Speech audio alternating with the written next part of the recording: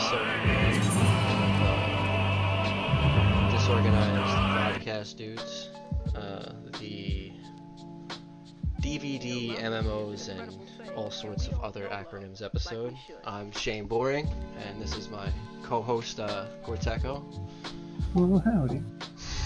And today we're going to be playing a little bit of Final Fantasy XIV and just talking about, MMOs as a whole, and maybe how they've, affected our lives, our thoughts on the current state of MMOs and things like that. Thank you guys for stopping by first off, and I think a pretty good way to start off would be, what was your first MMO? I think my first MMO was WoW. Okay. Way back in Wrath of the Lich King. Not as old as when you started playing it. That's fair. And what got you into MMOs the first time you started playing it? I believe I was playing because one of my friends played, and they had like a refer a friend thing. And I tried it out. I didn't play too long. Like, I got into Wrath of the Lich King, but I didn't do any of the endgame content. Okay. Yeah, I think I started on. I don't know if it's considered an MMO. I usually consider an MMO is RuneScape. RuneScape's absolutely an MMO. That's where I started. I didn't play it super long. Because once I started learning about like WoW and other games, I kind of jumped off of RuneScape because in my opinion there wasn't much for me to do in RuneScape. I don't know if you've ever played it. Yeah, it definitely wasn't casual friendly. No, it was way back in the day. Yeah, it was super grindy, and I just felt like there was nothing for me to do most of the time.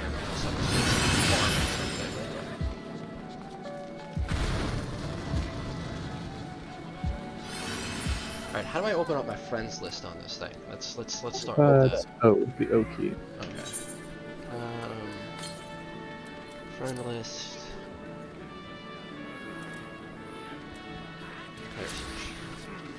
Oh yeah, I'm sending you a friend request now. Okay. Oh, there we go. Both level 19 going into a level 15 class. Yeah, it's what you love to see.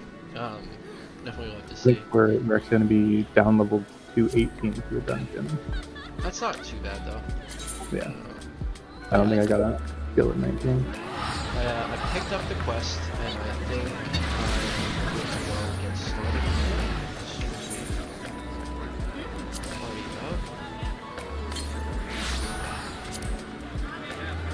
Are we in a group? I just sent you a request. Be on like the bottom right. Okay, there we go. I see the party now. It's hiding behind my icon. Yeah, that makes sense. And then I'm waiting up by basically the dungeon, so just keep going until you see me. Okay. Let's see. So I gotta go down to. Is it in the main city? Kind of. So it's in one of those zones. There'll be someone you need to talk to, and then right next to them there's a boat you take. Okay, cool. So we'll just spend one of the bigger things that happens in MMOs is we spend time running. I think I took a wrong turn. I did take a wrong turn. Yeah, but I think WoW was one of the bigger MMOs I ever played. I've dabbled in Guild Wars 2 for a while, which was fun. It was a lot, but it was fun. Fly for Fun I played back in the day. That was real interesting. But I don't think anything's really held my attention nearly as much as WoW has. I'm so totally lost. Guild Wars 2 was your favorite MMO? I mean, yeah, it was a lot of fun. I just think I had issues with the player base of Guild Wars 2. I didn't play enough of Guild Wars 2 to really form an opinion on it. I personally did not like the weapon system. Yeah, I know a lot of people did like the weapon system. I wasn't a fan of it. that was one of my major issues with it, was the weapon system. Also, to me, it felt super clunky, and just not enjoyable. Alts are definitely like a necessary thing in Guild Wars because all the classes are so different, so unique. Like playing them all Yeah, was enjoyable. yeah, for sure. Any game that makes any MMO that makes alts a not necessary but like easier to do thing, definitely was some of my favorite stuff. Yeah, see, Detective, that's what I didn't like, and I think that's what Gorteco here is also talking about him not liking, was the weapon system. It felt like if you got a better weapon or something that changed your stuff, it just felt really bad. Like to have to relearn almost everything. Yeah, because you have all the weapon skills, so like you're using a weapon, you get a much better weapon that just stat-wise will improve you overall, but it's not the playstyle you want to do. Exactly. And so you either have to take the hit of not doing as much stat-wise, or playing a playstyle you don't enjoy as much. Yeah. Thank you for the sub, Hef. I appreciate you as always. I have to talk to some. What ferry am I going to? Just the little person to the left there. Yeah, there's Airport or Coast Airport, yeah. Okay, cool. Something I feel we should bring up. You were talking about posting this on like a audio only podcast situation, right? Yeah. So we might need to read the comments we're replying to for that side of it. Oh, that's very fair. Yes, Detective. It's a great start to disorganized dudes. Yeah, I mean that's very super on fitting. brand. Yeah, super fitting. System configuration. Master mark. Cool. Detective Sharpshoot asked if I can lower my game audio, and I definitely can. That's not super crazy. But yeah, very disorganized, just kind of flying by the seat of our pants a little bit here, but we're making it work. Yeah, so I think one of the things that's always drawn me towards MMOs is, and I know it's kind of played out, but the concept of like the hero, quote unquote, where you're like the savior of the world, blah blah blah, along with everyone else. Like that's always kind of appealed to me, to kind of have a like a purpose in a game. Like I've had a lot of games where I've gone into and wasn't really sure, like MOBAs or anything else like that. You're just kind of playing it on a match by match basis and feeling like you have some sort of impact on the overarching story with other players at the same time. It's always been like super appealing to me. See, and I'm of the opposite mindset where I don't like the hero story in MMO. Okay. I much prefer, because like it's a massive multiplayer game. You can't all be the one true hero. Very and I feel it's much better played out when it's considered that everyone's working in it, like how Aeon Online did, where like you all kind of get this power at the same time, and it's not a one hero, it's like a group of heroes. Aeon Online did a really good job of telling the hero story without it being like a designated hero, which was very nice. I think my issue with Aeon Online was it tried to be too many things at once, and just... It also had absolutely no endgame content at launch. Yeah, exactly. You hit max level, you start a new character because that's all there's left to do. Yep. Detective Sharpshoot says, I feel like everyone being the chosen one gets super weird. It does. I feel like there's some games that handle it, everyone being the chosen one, super well, but it does get really weird, especially in endgame content where they refer to you as the hero, and there's like 20 of you standing there that just participated actively in finishing something, and it's like, okay, who are you talking to? Have you ever seen that skit that Epic NPC Man does? No, I haven't. Okay. One of their skits, they're like, someone's turning in a quest like, oh, you're the one hero, did all this stuff. Here's this very unique ring. I only have one, and they give it to them, and then another person goes in and they do the same spiel in front of the person they just told that to. I think I have, and the other dude's standing there. Yeah, and they're just like, I thought this was a unique item that I was getting. And that's always been super funny in MMOs to me, but I enjoy it on a personal aspect, but I do feel like it kills some of the lore in games sometimes. Yeah. Very specifically, I mean, WoW is notorious for that. You're the mole walker, and they make it seem like you're the only person who's ever champion of Azeroth. Yeah, you're champion of Azeroth, the mole walker. You're the only person that could ever do this, and you know, along with all these other hundreds of people. Yeah, that's like Destiny 2 had the same issue where it's like, all of the people in Destiny lose their powers and you get them back, but you're the only one unless you count all of these other people. All of these other millions. They're not really real, you know. It's just you. they don't count. They got their powers back, but they're not the chosen one. They got them back from something else. Hello, Beelzebubs. Thank you for coming in and stopping by. Detective Sharpshoot said, "Man, I'm just here for the free food." I mean, yes, that's beginning of most endgame stuff. I didn't know we had a spread. Yeah, right. It'll be catered next time, I swear. So, ooh, we got a dungeon. We got a dungeon. Let's go. I'm excited.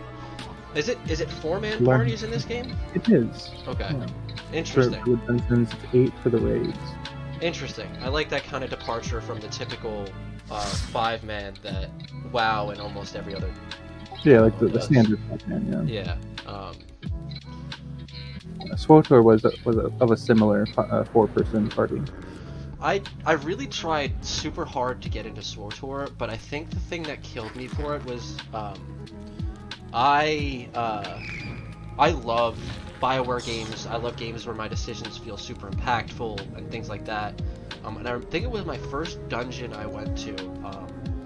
I voted for a specific outcome, and it didn't get picked, and I felt like I missed out on part of the story just because, you know, my option didn't get picked. That's understandable.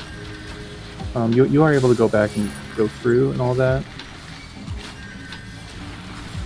Didn't have my keys back on. I'm not a fan of having to go back through content to see the content I wanted to do. The storylines were super interesting and great. I just, you know, never got to see the stuff I wanted to see.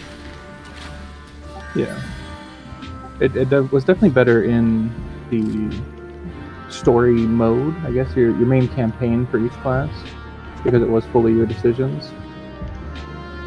That's true, and I did enjoy that part of the story. And I'm a very big Star Wars nerd, so that definitely contributed to me wanting to, you know, try at the game and make it work even harder than I did.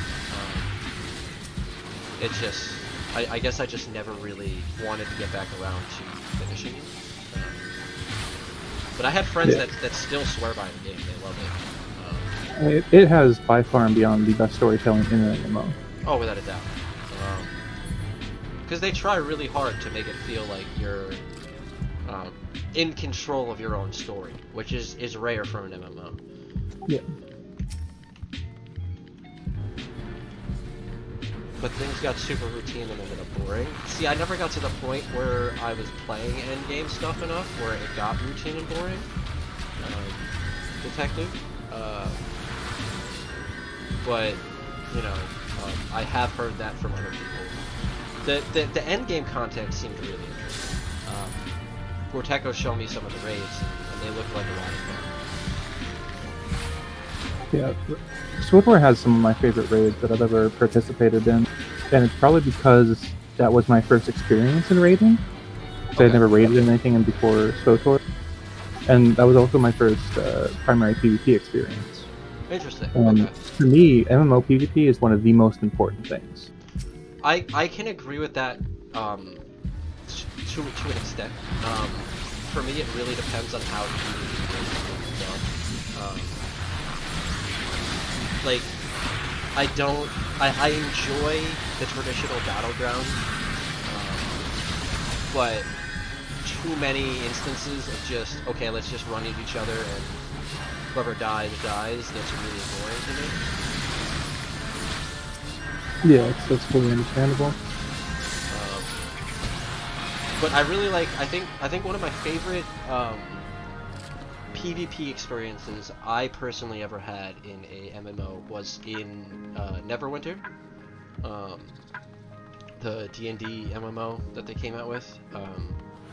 Because the PvP, the combat system was great. There were like a lot of like little things you had to interact with on the map to kind of win matches. So it just felt super fun to me. In that regard, Elder Scrolls Online PvP was incredible. I've heard great things about Elder Scrolls Online, but I never got super into it. One of my best friends played it non-stop, but I never really wanted to try it. I'm very bad, and I know there's a lot of people who play MMOs that are like this, where they find one MMO they enjoy, and they don't want to play anything else. Yeah, which is fun. You really can't sink the amount of time required for an MMO into more than one. I can 100% agree with that, but I think that's one of the bigger issues with MMOs as a whole is the time sink just becomes unbearable if you're trying to do anything at the end game. Yeah, Overlord Bliss said, RuneScape baby. We were actually just talking about that before. How that was my actual first MMO experience. Super grindy to me though, not my kind of thing.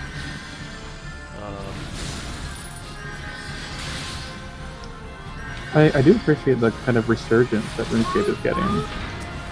And that's that. I think it's almost confusing to me, the resurgence of RuneScape. Is it a nostalgia thing? Is it like this is the grindy kind of gameplay I enjoy? Yes, the Overlord Bliss said he would rather it be grindy, and it's still flat out fun, which, I mean, you know, all MMOs have something for everybody, you know. It's not exactly my cup of tea, but, you know, I used to have a lot of fun with it. Yeah, then they never really stopped updating it, so there's like this new version of RuneScape, and then there's RuneScape Classic, like how they did WoW Classic. Yeah. But it's cool that there's like just so much to it now. Well, I think the difference for me between RuneScape Classic and WoW Classic is RuneScape Classic seems like kind of a like an honoring thing for the fans. Like it's like, okay, we appreciate that our fans really enjoy like our game. Let's bring back the gameplay they love. WoW Classic just feels like a money grab, and it always has to me. That's on brand for Activision Blizzard. 100%. And it's genuinely upsetting because, like, Blizzard used to be a company for me. You see what the text said? Yeah, I'm about to adjust the volume again. This is the hard thing about playing any new game is sound settings. Sound settings, yeah. Especially for streaming it, because it doesn't appear as loud to you, but like compared to your voice going out. 100%. Let's drop that.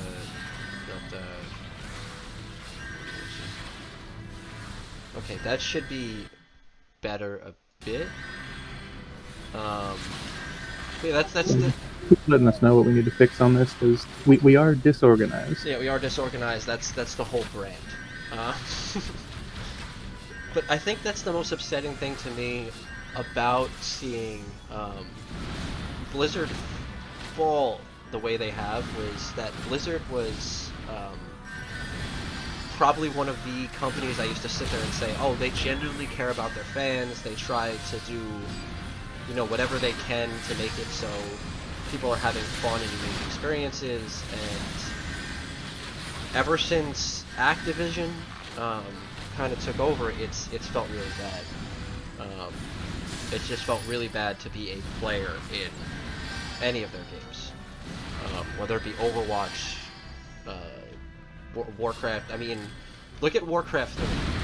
Warcraft 3 was supposed to be like, oh, like this is for the fans, this is gonna be really cool, and it just ended up being a shittier version of the original Warcraft 3. Super disheartening. I personally feel if any of the past really like 7 years of WoW came out as its own thing, it would have failed as an MMO.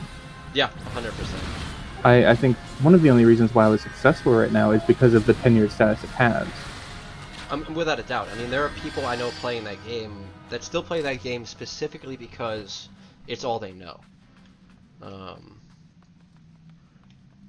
Cast your lot.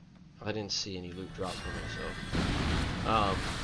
So you can click on the bottom right, it says loot, then you can decide whether you want to roll on it. Oh, okay. Oh, hell yeah.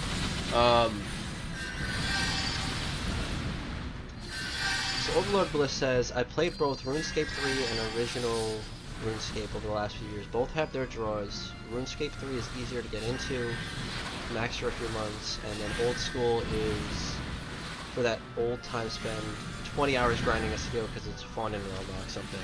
I mean, and that's what I liked about how they released old school RuneScape, was because it was specifically for the fans that enjoyed RuneScape how it was.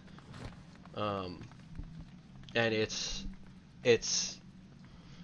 sound effects are too loud now. Thank you, Detective. I'll get on that.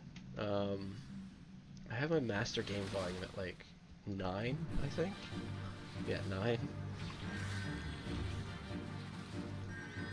Okay, we should be good. Oh, this is a boss. I should start paying attention. It's the first dungeon boss, and we're over leveled. I mean, that's We definitely. don't have to grind, just no matter how long it takes. One of the things that really bothered me about WoW Classic as a concept was they didn't really spend a lot of time fixing any of the stuff that were massive complaints when it was out. Which was the perfect time to do it, was to re-release a product and be like, hey, like, we're doing this is really cool, we're putting in these new systems, yada yada yada, that like made the game more user-friendly while still having the challenge for it. And they just re-released it. Exactly, Detective Sharpshooter says they released the same thing twice. Which is exactly what they did.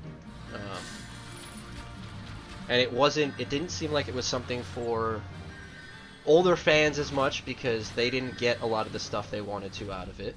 It didn't feel like it was for the newer fans, because they wouldn't know what's going on anyway.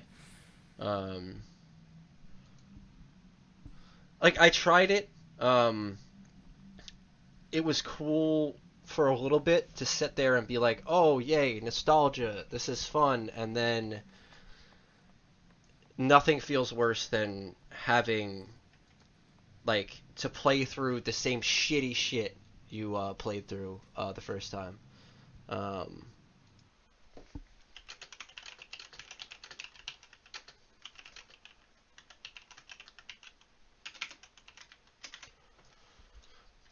So, I understand why people say they never got into WoW for those reasons.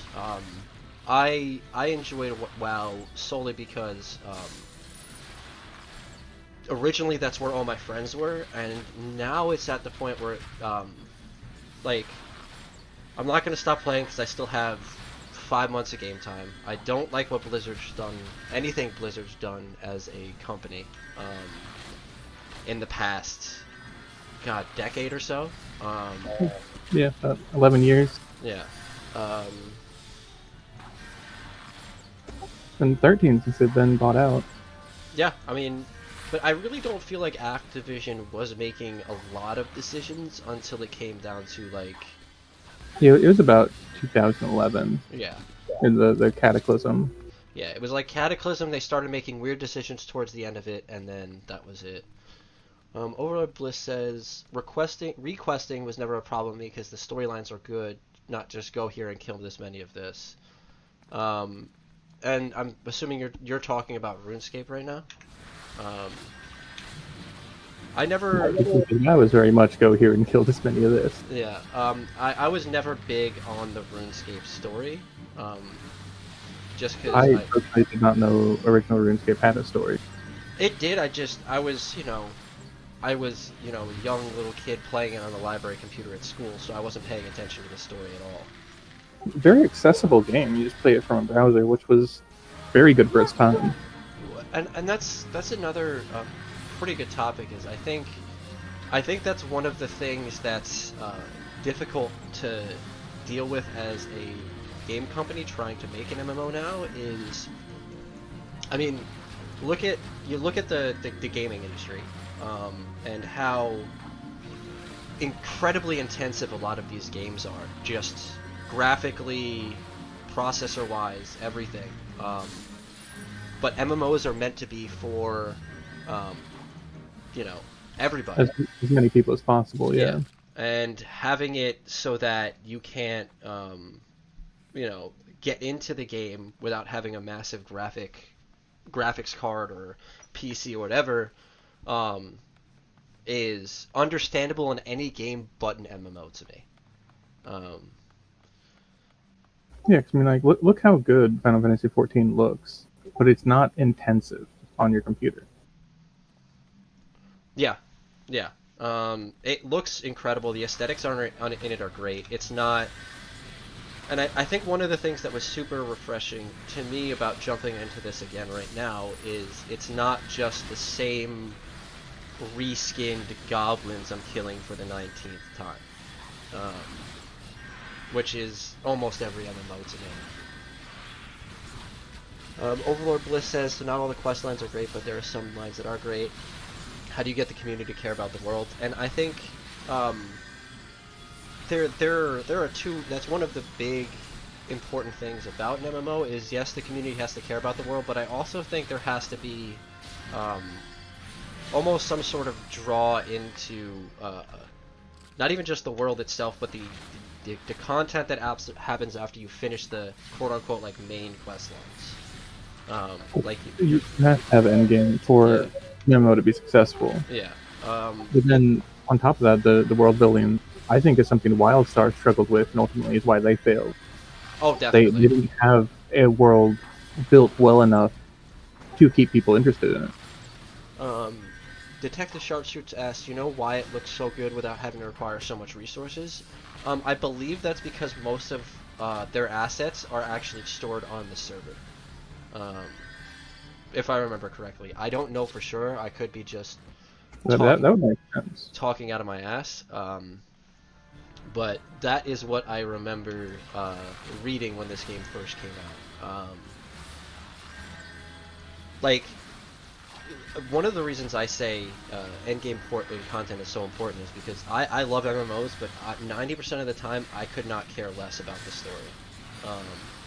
Like, I like a good story, I like building into a quest line, I like that stuff, but what really gets me is like fun and interesting raids, good PvP, like just stuff to do after I'm max level when my character actually feels like a character.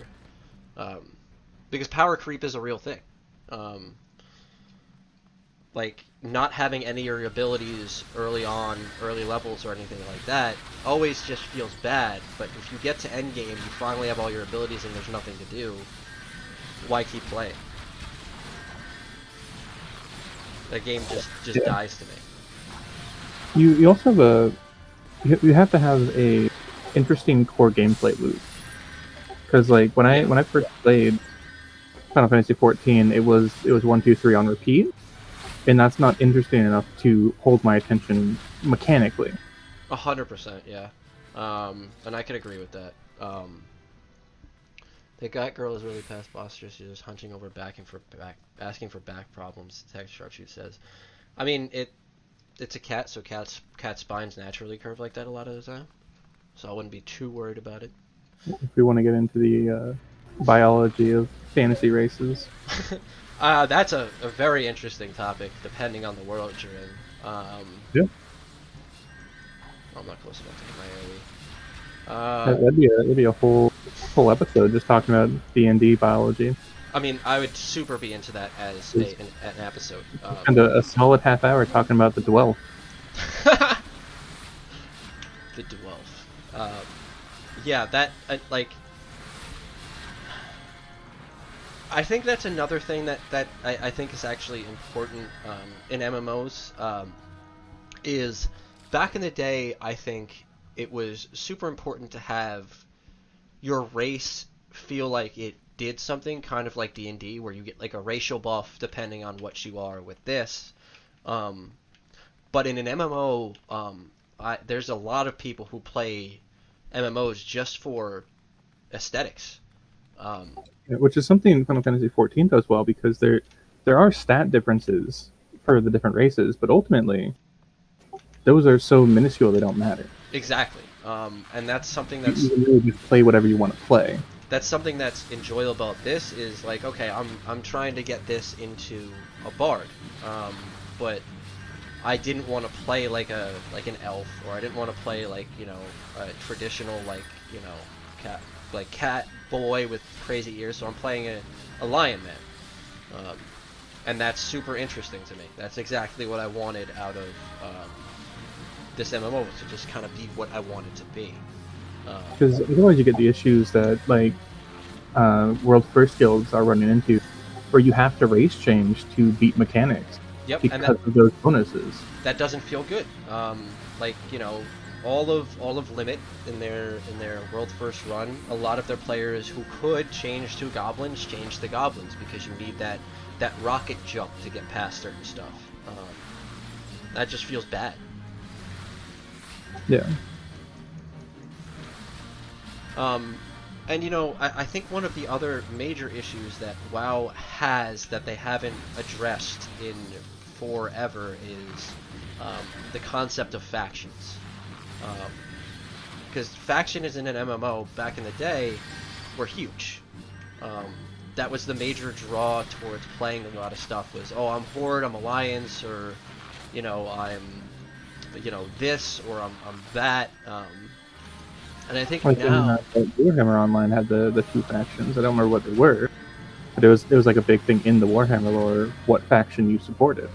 Yeah, and I don't mind it being a massive lore thing, but if you aren't going to do anything with it, like most games aren't,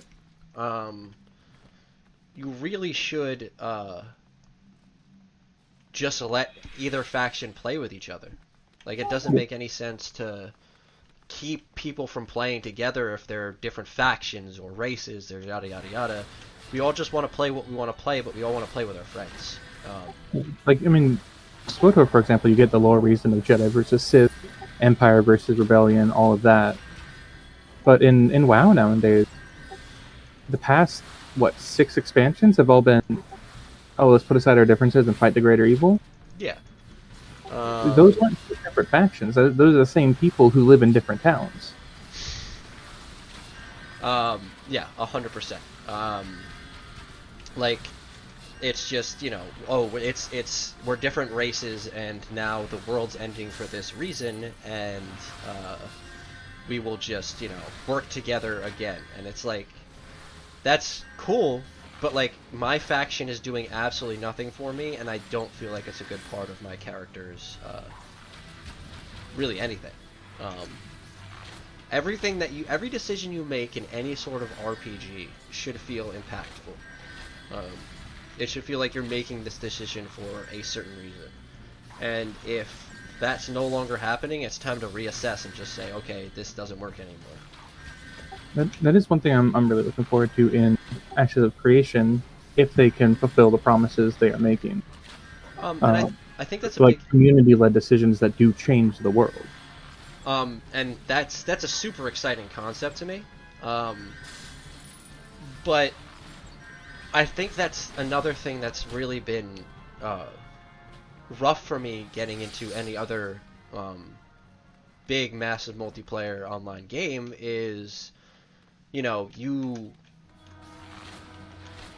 have all these promises. You have all these really cool core gameplay mechanics, and, you know, when the game comes out, none of that matters. Like none of that was worth like how bad the game is. And we talk about this all the time. How Rift. What'd you say? Let's see if I can get back in time. I didn't get healed there. Oh yeah, I'm dead. But the healer is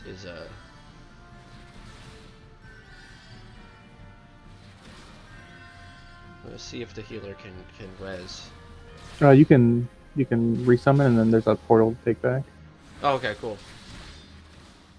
Okay, so I'm gonna click OK. But Rift as a game, Rift as a game, and we talk about this all the time, was failed completely and utterly as an MMO, but revolutionized the genre. The genre. Yeah, we talked about this yesterday. There is no other game I can think of that failed as hard as Rift did, that set such a standard and precedent. Yeah.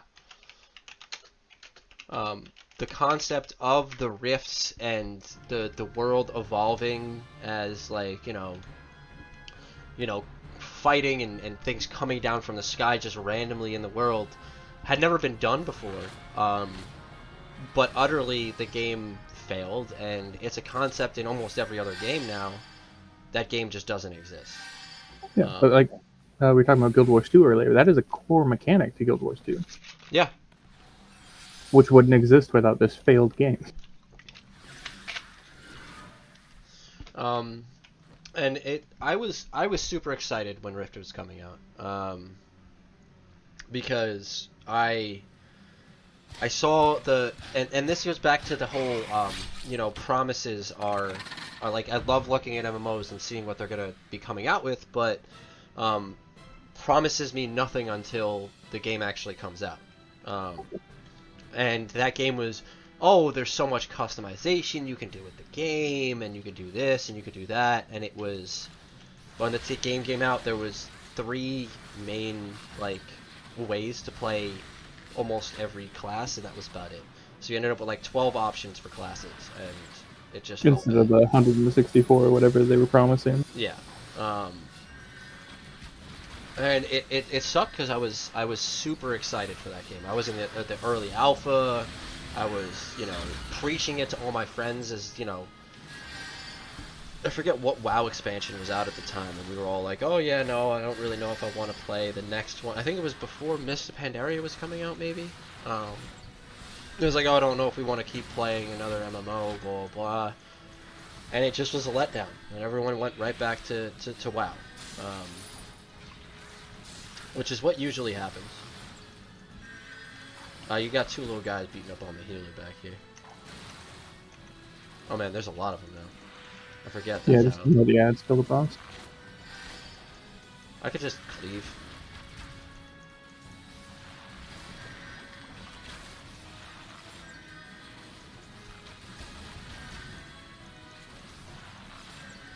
But yeah, I think that is kind of an issue with a lot of things too. Newer MMOs, if they don't release better than WoW, they fail. Yeah, because people will take a look at it, but WoW's better right now, and they go right back. Yeah, and that's the concept of the WoW killer, which ironically enough is now going to be Blizzard themselves. But like, it's almost become an industry standard for the wrong reasons. Like, it's become like, oh, we have to be better than WoW, and then games aren't realizing what made WoW so successful when it came out was it brought it into an established lore, and it had a massive fan base from like day one. Like, you came out, WoW came out, and it was like, okay, well, I've been playing Warcraft since Orcs and Humans. I've been following this game forever, and now it's out. I'm super excited to play WoW. And a lot of games are coming out, and they're just like, oh, well, I'm super excited for, this game. It's going to be a WoW killer, blah, blah, blah. But there's nothing about the game that hasn't been done before, or they're trying to go too crazy with, you know, different mechanics or lore or whatever, and um, there's nothing drawing players into it. Yeah. So, like you bring up, really the big three. You got ESO, you got Final Fantasy 14, and you have World of Warcraft. Those are all established lore, and Yeah, they just created an MMO. yeah, they're all massively established lore. They all turned it into an MMO, and they're all pretty successful. Um, Yeah. It's the original ideas that have trouble because they have to be better than what already exists.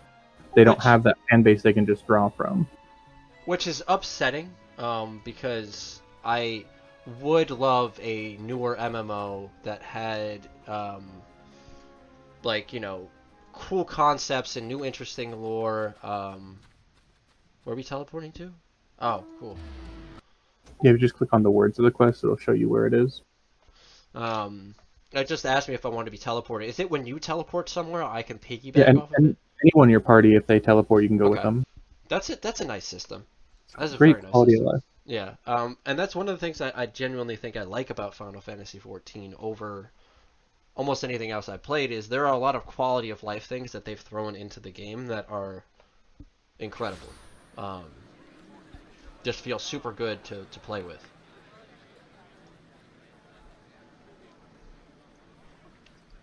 Are Yeah. items in this game bind on pickup and things like that? I think so. Okay. Like the tech was saying, like everyone already knew who Arthas was, who Jaina was. They had all this lore to just drop them. They didn't have to make their own stuff. And that's one of the things that I've always been kind of curious about is oh, someone's playing music as a bard over here. I was wondering what that noise was. Is there are a lot of IPs out there that would work great as a as an MMO, but they just like for one reason or another, like I don't know if it's a studio thing or if it's a whoever holds the IPO thing, but it's definitely has to. There's a lot of games that should just already be made. Like I would love to see an Avatar MMO. Like that would be incredible to An me. Avatar MMO would fucking kill it in the market, Um, especially with the resurgence of Avatar over this past year, over the pandemic. oh yeah. And like you don't have to make. And I think that's one of the things I think people struggle with as a concept is like,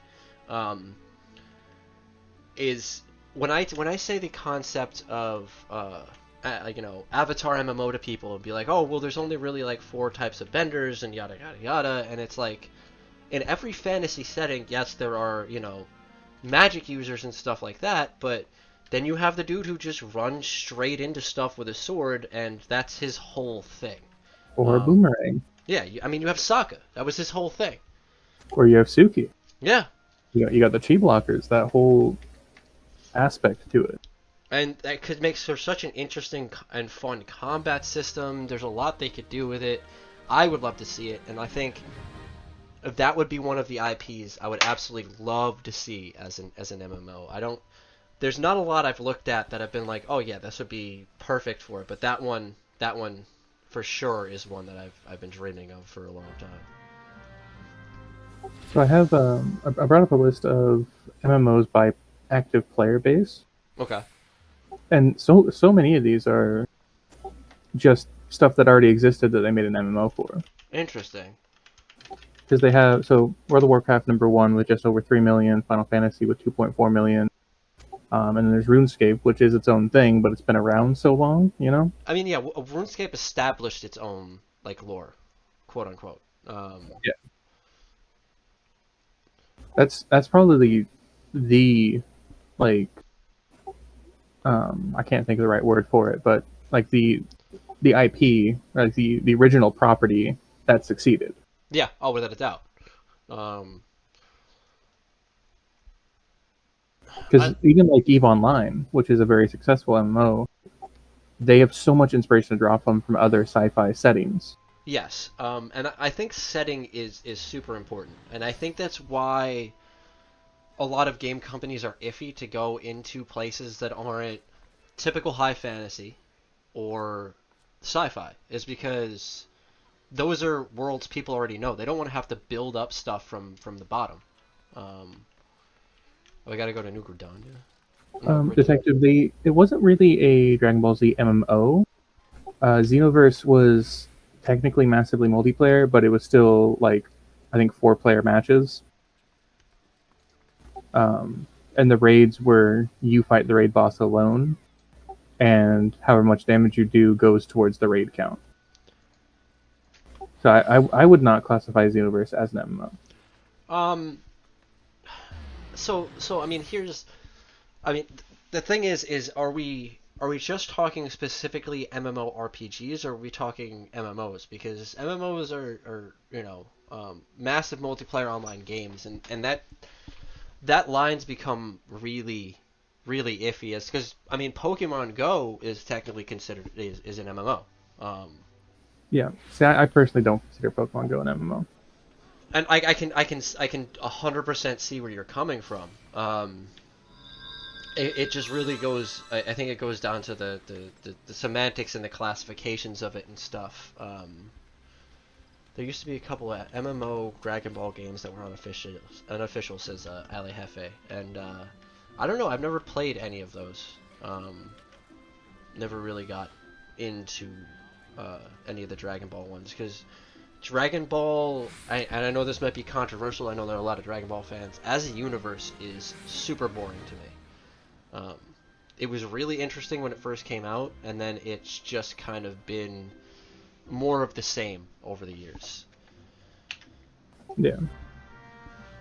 There are a ton of great anime universes that would be great MMOs, like Naruto, pre-established different factions. You have different class types. I mean, I've never even watched it, but One Piece I know would make a great MMO. I don't know about that because you would need the technology to create unique classes. I mean, that's If you could get the technology to create unique classes, it would be. yeah, okay, that's fair. Because otherwise, no player in the game can be a Devil Fruit user. Interesting. I never thought about that. Because there's only one fruit of each fruit, and only one person can have it. Once they die, it goes back out into the world. So until we get the technology to create unique classes for one individual person in the world, it won't work. Yeah, that's fair. That's very fair, and I think that's where a lot of the quote unquote superhero game MMOs have failed. And like one of the major reasons why they've failed is because Like DC Online. DC Online, what was it? Hero City was the other one, or City of Heroes? City Heroes, yeah. Yeah. That felt really bad because it was like, I'm a superhero and I do this, and then you go do something and there's 17 other superheroes with the same powers as you. Yeah. Nothing unique about it. No. Alahefe says Pokemon would be great. I mean, people have been asking for like a Pokemon MMO for a very, very long time. I would absolutely love to play a Pokemon MMO, but I cannot fathom what their endgame content would be. Because they would have to either keep the game the same as it is and just let you like play online with friends, which is what they're going towards anyways with Sword and Shield. Yeah. Or they would have to make it an action RPG, which is what I feel like they're trying to do with Legends of Arceus. So if that's the direction they're taking, it could work. I mean, yeah, it definitely could work. Okay, I got the new dungeon access, so whenever you're Yeah, I got to just run down there. no worries. I personally would love a Pokemon MMO, but Pokemon has really only functioned as either I can't see it working as an MMORPG because what do you do for classes and builds and things like that. Like it's I could see it being an action RPG 100%, like like a Diablo style game. I think that could be really cool. Um, but I can't see it functioning in something like WoW. I would definitely take like a Pokemon 4-player co-op adventure. That'd be a lot of fun. Kind of like a Crystal Chronicles type thing. Yeah, something like that. Okay. I never played Crystal Chronicles. I don't have full knowledge on it, but I at least know what it is. Crystal Chronicles was my favorite Final Fantasy game for a long time. Just because it was, there's something about playing in a Final Fantasy dark world kind of thing where you're playing with your friends that felt really, really good. Like, anytime I can play something, I would rather be playing it with other people, um, personally. Like, I enjoy experiencing things with other people um, a lot. Like, that's been one of my favorite experiences in uh, a very long time with any of the games I played is like, yeah, it feels cool to beat the final boss by yourself. It feels even cooler to beat the final boss with like 4 or 5 of your friends. Yeah, like that's my one of my things with Dark Souls. It's Dark Souls is a great and challenging game. I don't enjoy playing it by myself No, I could definitely feel that. because it's just so much more fun to mob through this incredibly hellish landscape with your friends, slaughtering all the skeletons. Yeah, and that's always been the most fun part about anything online is playing things through with your friends and slaughtering stuff. Um, I would I would like to see a MMO that was set in a different setting that wasn't uh, traditional um, high fantasy kind of stuff because Well, I have just the thing for you, and it's called Hellgate London. what is Hellgate London? Hellgate London is a current apocalypse, not post-apocalypse. The apocalypse is happening. Interesting. You're set in London. There's these things called Hellgates. They're just portals. Demons pour out of them. Mm-hmm. A bunch of people, when this happens, start getting magic and shit. Interesting. And you're just a survivor of London, and you have to stop the apocalypse. Because if you don't, you're gonna die. And is it an RPG? Is it a It's sort of RPG MMO. I would say it's light MMO because it is a massive multiplayer game with hub settings and all that, but it's like 4-player parties. You go out and do missions zone by zone. okay? Interesting. So kind of like uh the Tom Clancy game. What was the Tom Clancy game? Oof, you're gonna be more specific. The MMO one. Oh God, The Division, Oh, the Division. where it was like Yeah, zones you did missions. yeah, it's kind of like Division. It was less open world than that Okay. because like Division, you can kind of just go out and explore, and this was like you're in level 1-1, level 1-2. You're in hub town, level 2-1, 2-2. um, I I enjoyed The Division, um, until I got to max level. I did not enjoy the Division because its world building was garbage and its 100%. story was worse. Well, The Division was just an offshoot of what was supposed to be what I was excited for was going to be my favorite Tom Clancy What, game of Rainbow all Six time. Patriots? Yeah. Yeah. Um, I will die sad knowing one day that I never got to play Patriots. Um, because that game That's was everything I probably the wanted. biggest loss, second biggest loss of our generation gaming wise.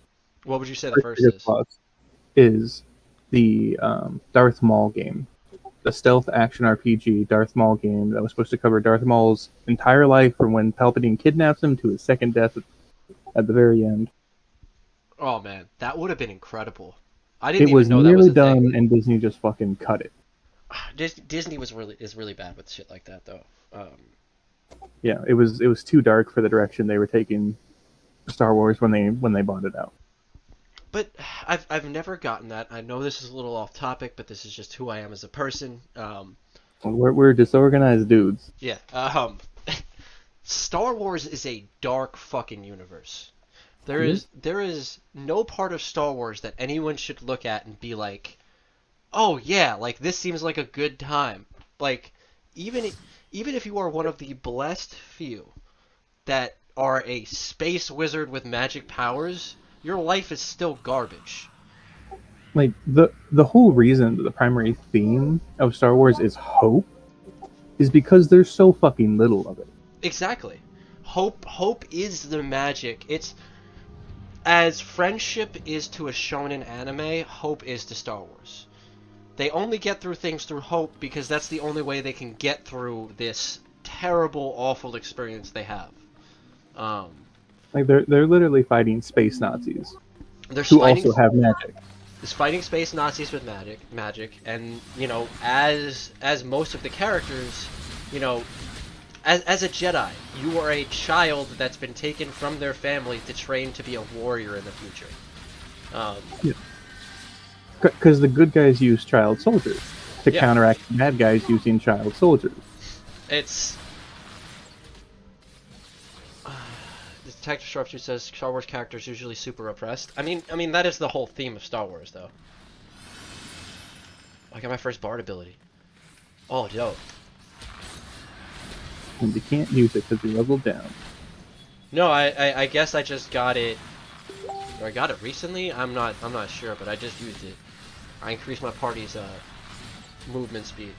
Well, so I mean, Detective Sharpshooter says, you know, you work in a cutthroat environment and undercut any officer any chance you get. If you're talking about the Empire, that's because you weren't. Most of the time, if you were in the Empire, you were forcibly put in the Empire, just through, you know, abducting children or, you know, or the other option of having no other way to go than the Empire military. Yeah, exactly. It's starve in the streets or go join the Empire. If you're a rebel, you aren't any form of organized military, and you are just kind of dealing with anyone you can deal with to stop these people from destroying your homeworld again. Because the Empire's done something to almost everyone's planet throughout the course of their... Assuming they didn't just blow it up entirely. Exactly.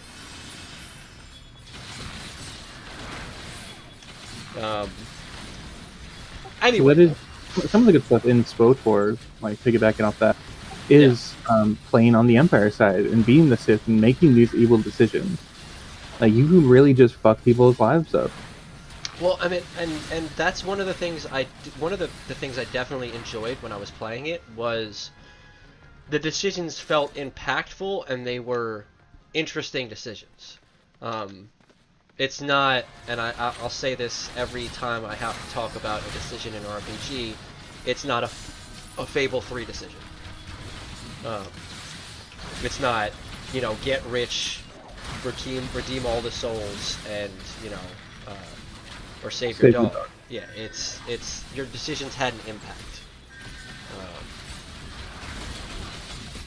I think even worse than Fable 3 are the left-right paths that go to the same place. Oh, I mean, but that's not even a choice system. That's the illusion of choice system.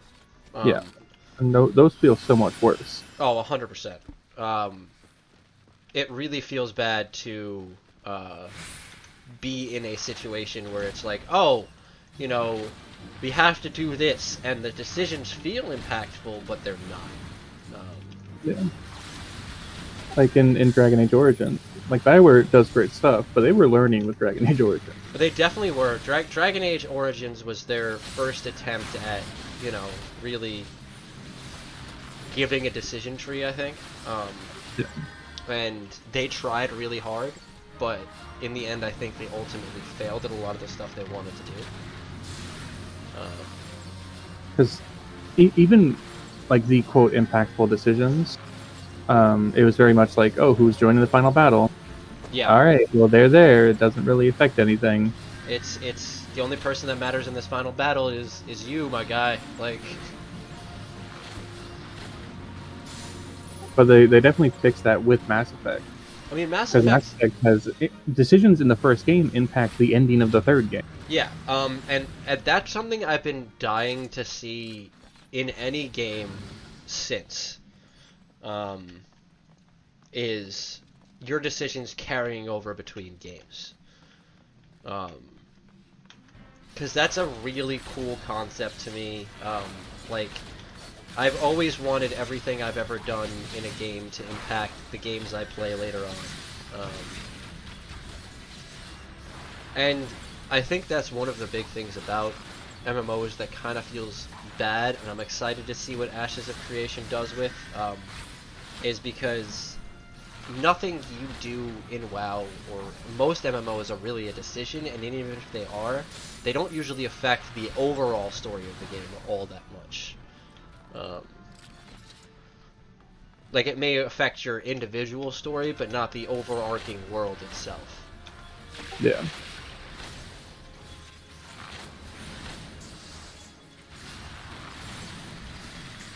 I'm gonna die here. I think the healer's got you? I popped the potion too. Oh, okay. Just enough time. Now, are potions also on your GCD as well? No, kind of. They have their own cooldown. I don't know if using one affects your GCD. I didn't look. And I usually complain about the GCD. I understand why it's there. I understand how it can be how it is a necessity in mobile games. I just hate it when it feels clunky. Like, games that didn't used to have a global cooldown, in order to be good at the game or be competitive in like a PvP environment or anything like that, you had to slam your face into the keyboard. Like, you had to be insanely fast with everything you wanted to do. I'm not a fan of that. Neither am I. I'd rather go through my rotation, and if I am having to do things super fast, I'd rather it feel kind of more like WildStar did a little bit, where it does feel fast, but that's because you're using like your regular attacks or something for it. Yeah, I mean, WildStar was almost an action combat system, which brings us into what Detective was asking about. We haven't talked about Black Desert yet. Yeah, I was about to try and segue into it. Yeah, I mean, a great segue, because they have very similar real action combat systems. Yes. But nothing will have as good a real action combat system as Black Desert ever. No, and Black Desert... Because the best you can hope for is to be as good. Black Desert was a lot of fun. It was... My issue was was the same issue I have with a lot of MMOs, which is it's grindy. Black Desert is grindy. There is no grindier game than Black Desert. The appeal to Black Desert is grindy. I'm not a huge fan of that. Like, if I'm gonna play a game, I want to be able to know I can do most things without devoting my entire life to the game. Like, I understand there's a lot of things in a lot of MMOs I won't be able to do because I don't, I'm not a world first raider. I'm not, the cream of the crop in a lot of games, but I like to be able to do a lot of the things a game has to offer. Yeah. And Black Desert, it felt like I needed to sink in, 20, 30 hours You a week. need at least 80 hours a week to be competitive in that game. Yeah. Which is just too much. It's just too much to me. Alright, where do we go now? We just gotta keep getting these orbs, right? Yeah, there's 2 more right there. I liked Black Desert. The combat system was a lot of fun. But it just... After like a couple days of playing it, I just sat there and was like, I just don't have the energy to time sink into this. Yeah. If I could get a theme park MMO with the Black Desert combat system, that would be ideal. So what do you mean by theme park MMO? It's contained. Okay. And you won't ever be doing anything outside the theme park. Okay. That's fair. Like, you have level 1 to 60. This is the content that's available to you. And I mean, You go on the rides, you do the thing. you go on the rides, you have a good time, you know.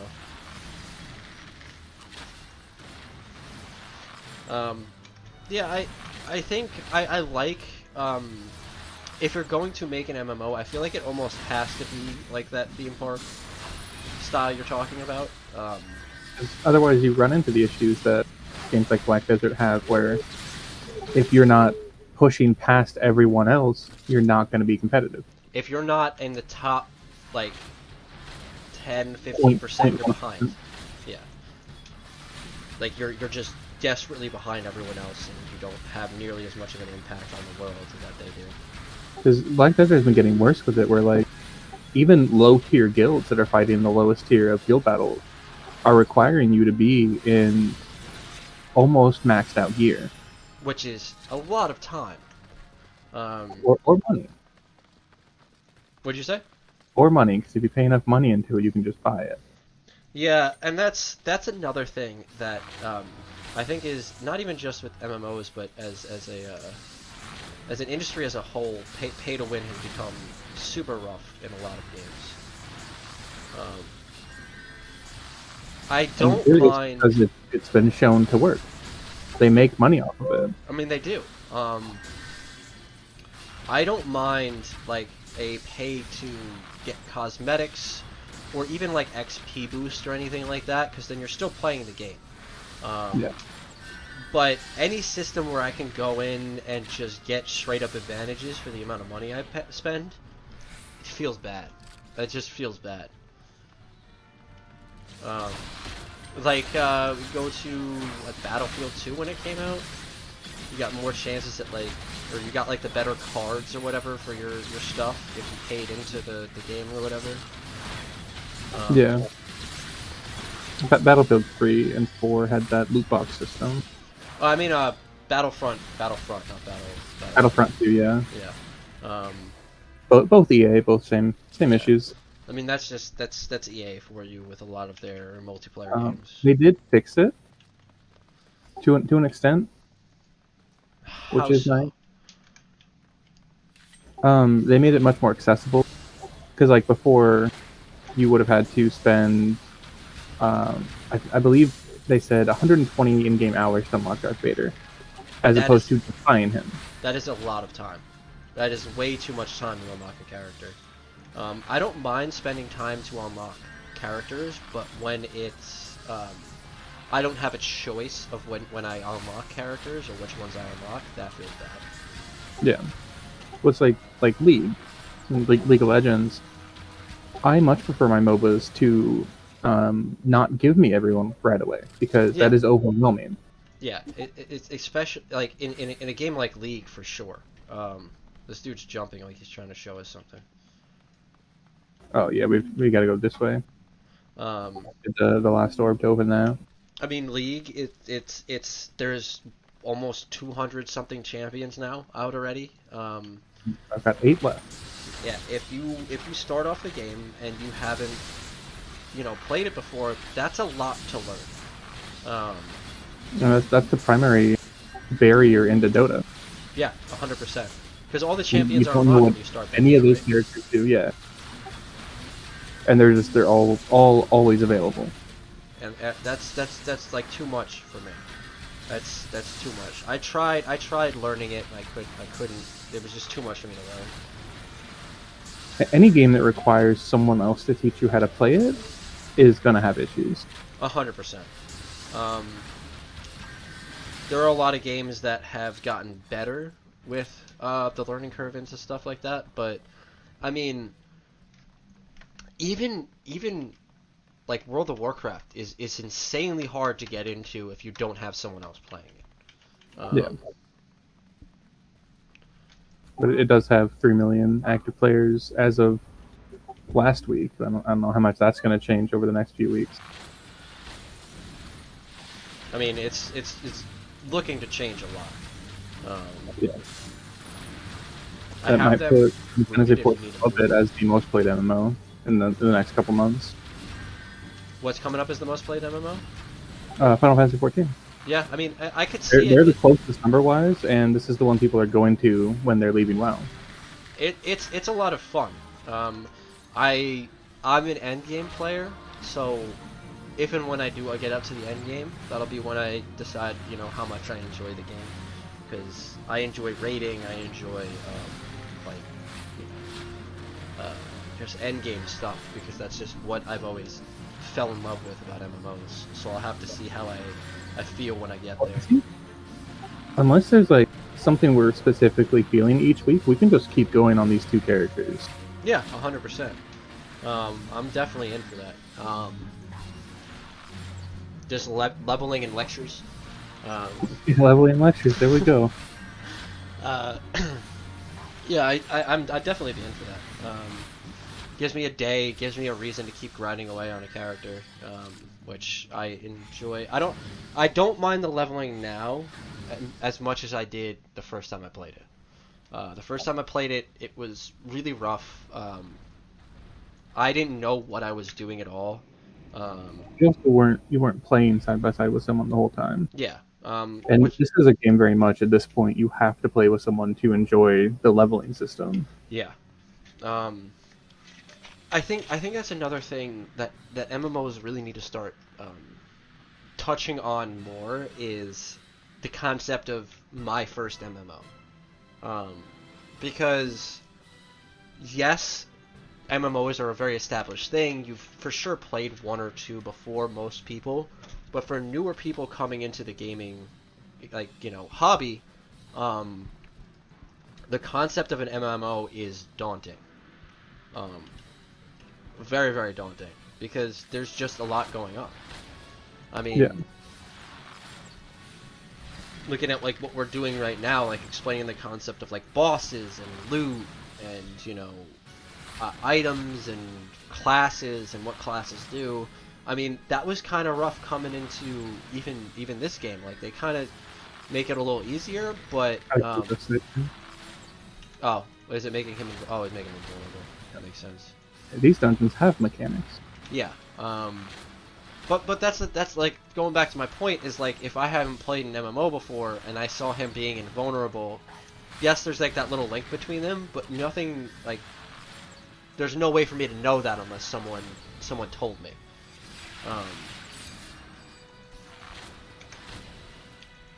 I think the new player experience and the my first MMO experience is really, really important, and I'm not sure if there's enough of that in more recent MMOs to draw in more people. Because and I think that is another thing that WoW had going for it. With its 10-year status, so many players, that it was just so easy to find someone who's already playing to teach you. And would be kind enough to show you, oh, this is what you do for this. This is how this happens, or this is what you should do in your class. Because you come into a game like this, I think one of the daunting things about Final Fantasy specifically is classes lead into other classes, and unless you know what you want to play super later on in the game, you really don't know what you want to play.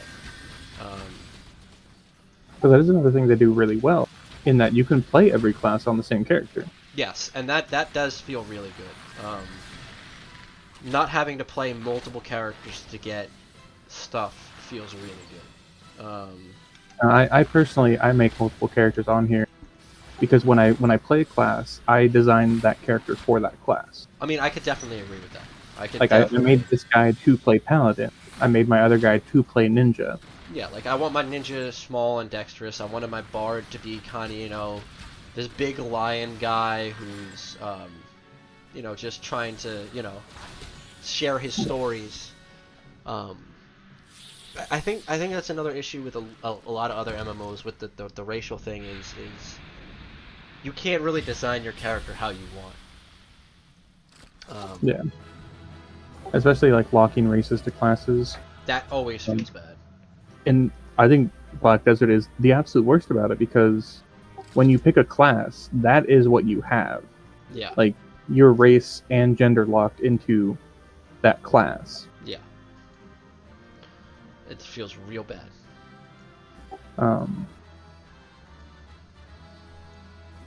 But a game that's not even out yet, Crowfall, I bought into when it was first coming up in whatever it's called, where you pay into something before it comes out. Early access. Prior to that, like the crowdfunding, Oh, whatchamacallit? Kickstarter? Kickstarter. Yeah, I kickstarted Crowfall. Um, and when I paid into it, I paid $70 into it for like all the early access keys and all that stuff. And it was like this kind of high fantasy, very serious setting. And now it's very cartoony. So that I could do an entire episode on the concept of early access and Kickstarters and stuff like that, because that's a lot to me, and that's something that's bothered me for a very, very long time. Yeah. Like I'm personally not a fan of the concept of early access. Yeah. Which might be what we have to talk about next week with Baldur's Gate and others. Yeah, and I think for sure, definitely, next week's topic is early access and game releases nowadays. As far as the MMO side of Crowfall, I understand why they're doing it, because their active community members are directing them in that direction. But okay, so that I can appreciate. They're listening to their community and they're trying to do something that will make them succeed in some way. But it wasn't what I paid into, and I can't refund. I mean, that is very upsetting. But I do respect it as a company, listening to the majority of your user base and just kind of being like, okay, like this is what people are expecting of us. They do have some cool concepts though, because it is the only MMO I've seen where you can play as a Minotaur or a Centaur. Interesting. The concept of playing as a Centaur seems really cool. Right? It's real cool. There's also little hamster people with guns. Sold. It has its redeeming qualities for sure. Yeah. And I've already paid into it, so I just have it whenever it comes out.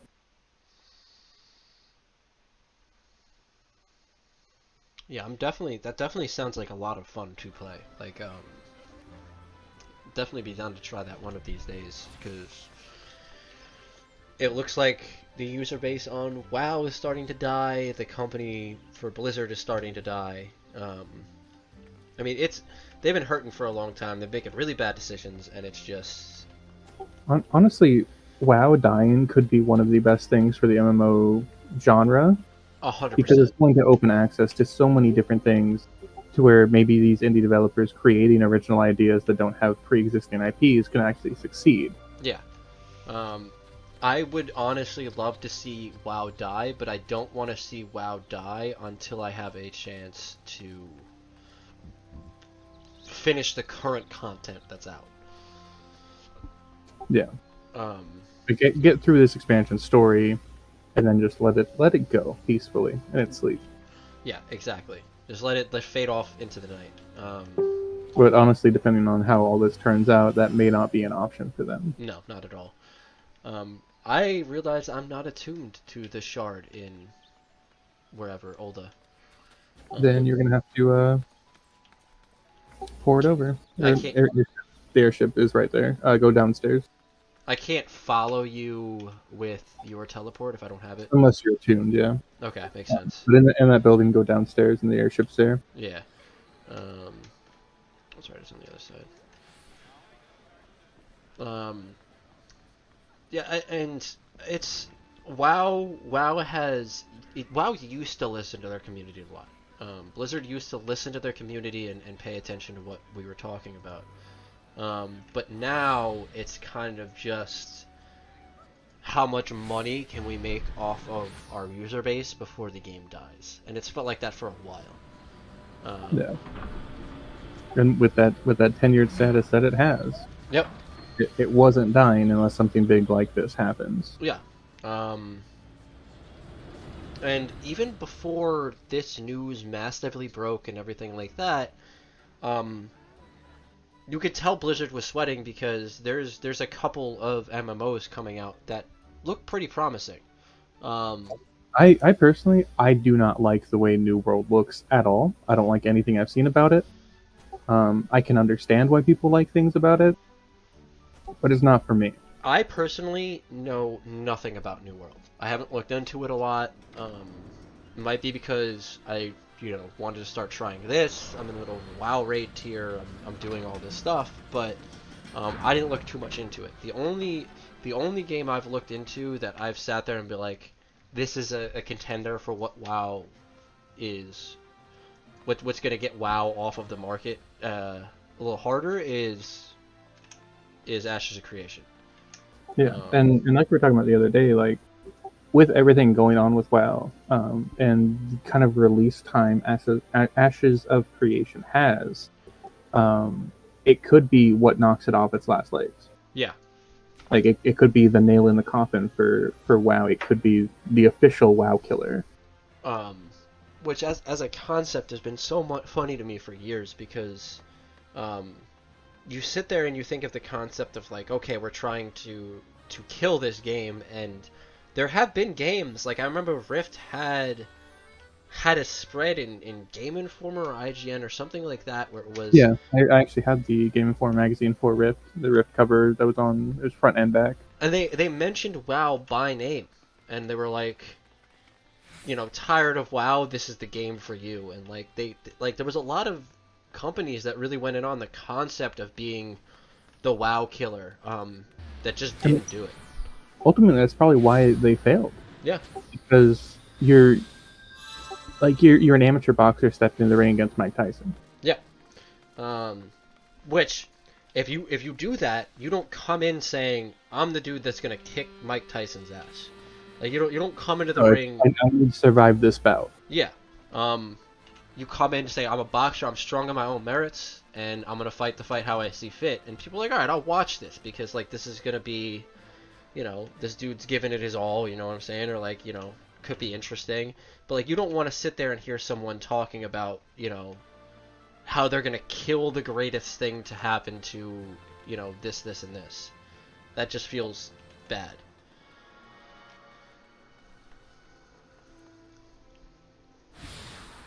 It's an interesting concept to me that I don't think you've really ever seen that in any other game,